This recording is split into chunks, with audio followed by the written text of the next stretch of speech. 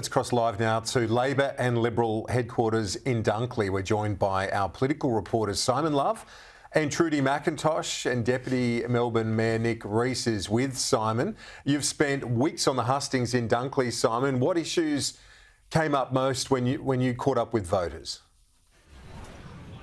I have, Kieran. Good evening to you. Great to have the band back together. Nick Reece, we've been to a couple of election and referendum nights, and here we are in Dunkley, where I dare say the biggest issue has definitely been cost of living. I've been on been around to a number of different suburbs over the past 6 weeks, and I dare say, Nick, this is such a big mortgage area. Obviously, we know this is the political sandbelt of Melbourne that can sometimes shift.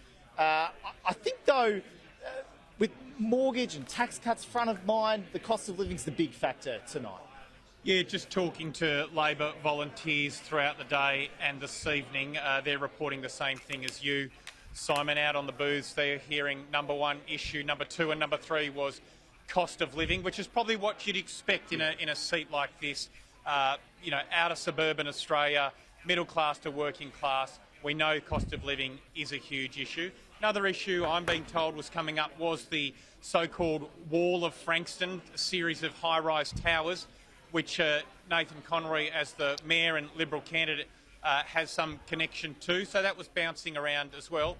Interestingly, Labor volunteers are telling me they weren't getting blowback about detainees and law and order, which is something which the Liberals and in particular Advance Australia have been running heavily in some of their advertising, particularly on social media. Funny you mentioned Advance. I was driving down here from the electorate. I was about half an hour north and I saw one of the Advance trucks well out of the electorate at 4 o'clock. So essentially they might have given up just a little bit early trying to get that last minute vote, but certainly the impact of Advance will be interesting to watch tonight. The other thing I think really carefully, Labor will be watching the booths of Carrum Downs and Langwarrin. They will be a bit of a litmus test, or at least a bellwether, if you will. Back almost a year ago, we were up in near Watsonia, near Wanturna for the Aston by-election, and we were watching that Wanturna booth really closely. Some Labor figures have told me the Carrum Downs booth is going to be very similar to Wanturna. If we see that swing, that's the one they're going to want to look at. Richard Miles is already here at the Bowls Club. This was the Bowls Club where Peta Murphy was indeed the patron of.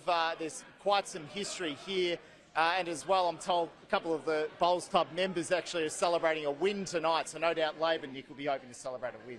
Yeah, indeed. I mean, it doesn't matter what your politics are. We all want to see good people going into Parliament. And Peta Murphy was an absolutely outstanding candidate, and it was absolutely tragic that we've lost her. There's no Peta Murphy in this campaign.